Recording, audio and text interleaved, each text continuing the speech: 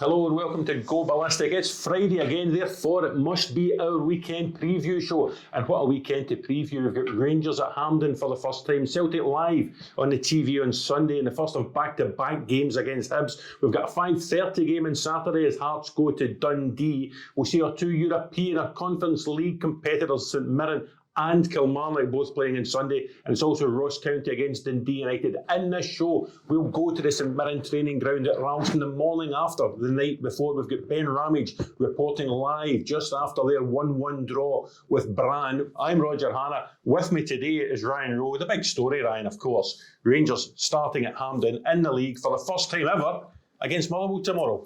Yep, we've story online showing how Hampden was looking ahead of the game, a few days out, still to be ready to go, still to put the lines down on the pitch, but the surface looks good, and it might also be the first time we see some of the players in action.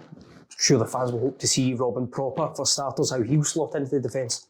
In tomorrow's paper in the Scottish Sun, we look back at Celtic's first ever league game at Hampden back at the start of the 94-95 season. We speak to former Celtic striker Andy Walker, who scored the first ever Celtic league goal there. And Andy was telling us it's different for the players. You're not at your home ground. You're not in the home dressing room. It's different for the fans as well. They're not in their normal seats. Will tomorrow be a bit odd for everyone? Oh, absolutely. And for all Rangers fans and the Rangers players will be used to having been at Hampden for cup matches and things like that, it's still going to be a completely different atmosphere. It's not going to feel like being at Ibrox and walking out and seeing the same things that you would see every other Saturday. You're going out to somewhere that was previously a special occasion, and now it has to feel like home. Yeah. It has to feel normal, and I'm not sure how long that will take. You would think under normal circumstances Motherwell would look to profit in this. They did win at Ibrox in the springtime. But Stuart Kettlewell looks as if he's getting 9 first-team players missing. Yeah, it's going to be a bit of a struggle for Motherwell in terms of the squad. Lennon Miller we had through the week, that'll be a bit of a blow. I'd imagine he'd have really liked to have gone out and strutted his stuff in that pitch too. So the fact that he's missing will be tough. But I suppose, Motherwell haven't had European exertions through the week, but missing so many first-team players is going to be a blow. It'll be difficult. We'll have Jim Delahunt's fixed odds spread in tomorrow's paper. Is the absolute nailed-on, can't argue with, result of the weekend going to be Celtic at Easter Road, because Celtic started with that 4-0 win over Kilmarnock and Hibs started with a 3-0 defeat at St Mirren. Yep, for all Celtic fans maybe a little bit underwhelmed with the transfer window so far. They've picked up exactly where they left off last season. They looked fantastic against Kilmarnock. The result was never in doubt. At the moment, Matt O'Reilly's still in the Celtic team, and there's every chance that he's going to continue to just keep showing that he's almost too good for this level, and any team with Matt O'Reilly in it is going to be hard to beat. Brendan Rodgers again as well. Looks like he's assembled a good side for this season. Hibs have reacted, of course. David Gray's brought in 4 players in the last week. Kuharevich came back last weekend. Nicky Cadden is joining Chris Cadden there. Kieran Bowie, Scotland under-21 attacker, has come up the road from Fulham. I know there's one of the lads in the office is I bet that Kieran Bowie will score 15 goals this season. Now, is he going to start against Celtic? Well, they've got nothing to lose. Dave Gray's got nothing to lose. If he takes the chance with Kieran Bowie at the weekend, he's got nothing to lose. Young lad, keen to impress. It would be some start if he could notch one against the champions. And again, he'll be a known quantity to some of the players and coaches because he's a Scotland under 21 international, but there's not a lot of film footage on him. Unleash him, see what he can do. Yes, I will name names. It was Stuart Fisher that said he'd score 15 goals. And we've spoken about Hibs. What about Hearts? They go to Dundee. It's the start of the Premier Sports 5:30 kickoffs. They played well against Rangers last week for that point at Tynecastle. Would we expect them to go to Dens and get something again? Well, I mean, Hearts looked an organised side. They looked comfortable in the ball against Rangers, and they've got no reason to not go there fully expecting 3 points. Tony Docherty's sides will be tough to beat as always, but Stephen Naismith will go there. He'll be wanting to build in third place. Now, that means breaking the stranglehold of the old firm, but Jan Dander's already said it. He feels Hearts are good enough to go and challenge there, and I wouldn't be surprised if Stephen Naismith is in that dressing room saying, look, we've got the belief here, we are going to go and put down as much of a challenge as we can. And that means going to places like Dens and really putting their foot down and 3 points becoming, the expectation. Dundee at home, that inevitably means United are away. They've got the long journey up to Dingwall to play Ross County. I'm actually going to the game. When I was last at that fixture, County won 4-0. It was the season United went down. Are these two teams who will try and get as many points on the board as early as possible to avoid circumstances like that? Yeah, just before we came off air, we sort of joked that both of these teams would hope that in 9 or 10 months' time, this sort of fixture isn't being labelled as the cliche relegation 6-pointer. And with United coming up, there is always that feeling that there's how much of the momentum still there from last season. The joy and the success of getting back into the top flight.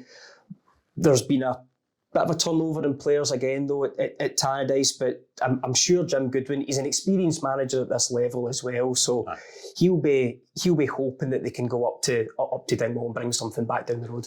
Ben Ramage, as I say, will talk us through St Mirren's Conference League clash last night. He's at the St Mirren training ground this morning. What about Kilmarnock, though?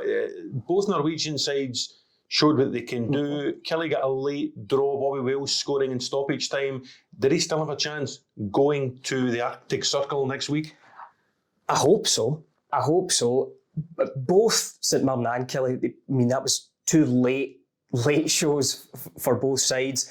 And Bobby Wales, local hero, made it even sweeter. But Derek McInnes again with Aberdeen, savvy operator in Europe. He's got experience at that level, and I've got a sneaky feeling Kilmarnock might go and do something pretty special over there. I saw them last Sunday at Celtic Park. There looked to be a hangover from the Cercle Bruges second leg. They're now at home to St Johnstone on Sunday. They'll be hoping that there's no hangover at all from this game against Tromsø. Absolutely, and again, because it was such a late effort, but there's now, it's a boost because it's ended on a positive, getting that late equaliser in the hope that there's something good to come at the end of it.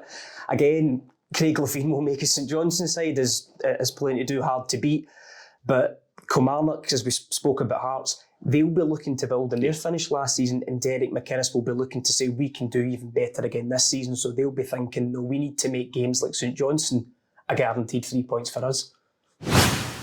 Well, we can head over to Ralston to the St Mirren Training Centre. It was such a big, dramatic finale last night. Ben Ramage refused to go home. He's gone straight from the Smiza Stadium to the training ground to speak to Stephen Robinson. Ben, do you think St Mirren fans have recovered from that finale last night? I hope so. I think it was a rollercoaster, to be fair. I think it was a really tough game. I think anyone that was there, all the St Mirren fans would admit that it was a really hard shift. Brann were really impressive. They were so good on the ball. They really kept the ball well, and it was only Ellery Balcom making a string of saves that really kept them in it. But it shows the patience paid off in the end. They kept digging away. Robinson made some really positive changes. He threw on James Scott and Toyosi Olasanya, two strikers on at the end to try and press the game, and they got their rewards in the end. Toyosi scored that goal that could prove vital, going into the next leg. Now, be careful what you're saying here, because you are in Ralston along Paisley Road West. Was there a bit of controversy about the St Mirren equaliser, do you think? Not in my eyes. I think Brann were obviously making a bit of a mountain out of it, but to be honest, I think when you play football, you can tell there's like an atmosphere during the game, and I think the St Mirren players were unhappy with the way that some of the Brann players were going down with cramp, maybe a bit of time wasting here and there, and I think they were really unhappy with Olasanya getting booked. There was a collision with the keeper. There was nothing in it. The keeper made a real meal of it, and Toyosi ended up getting booked. So I think the St Mirren players were unhappy with that. They didn't have to give the ball back after their keeper put it out when one of their players went down with cramp. So for me, it was much ado about nothing. And I think Brann still had 3 chances to clear before the goal. So it wasn't as if it came directly after the throw-in. So for me, there's not enough there for me for it to be that controversial. And you're at the training ground. Stephen Robinson will put the players through. I would expect minimal work today. It's a lengthy journey to Aberdeen on Sunday afternoon. They did so well after Valor to beat Hibs last week, but Mark O'Hara injured. The players are bound to be fatigued after their efforts last night, Ben. Is it going to be a tough game on Sunday against an Aberdeen side with 5 straight wins under Jimmy Tellin? Yeah, I think this is going to be a really tough test of St Mirren's kind of squads and their kind of reserves. I can't imagine that their legs are going to be feeling too great going up to Pittodrie. It's obviously a massive trip as well. At least it's on the Sunday, so they do have that extra day to prepare. But especially as you mentioned, Aberdeen have started so well this season. They're looking really strong. I really like the look of some of the signings that Jimmy Tillene has brought in. Really experienced guys. So I would be slightly concerned for St Mirren going into this one on Sunday. Excellent. Listen, I will let you go. I know James Hunter, the PR man at St Mirren, always lays on a lavish breakfast for the press there on a Friday morning. Last night it might have been all Brann, but this morning you can have a rolling sausage. Thanks, Ben. Hopefully there's a bacon roll still left. Cheers, Roger. Well, thanks very much for watching. As ever, we will be back on Monday to review all the weekend action with Chris Boyd and some of the Sun Sport writers. Remember, you can see Go Ballistic on all the Scottish Sun platforms. You can subscribe to our Scottish Sun Sport YouTube channel. And if you've done that already, if you're watching us on YouTube and TV at home, do not adjust your sets. Ryan's actually wearing that shirt.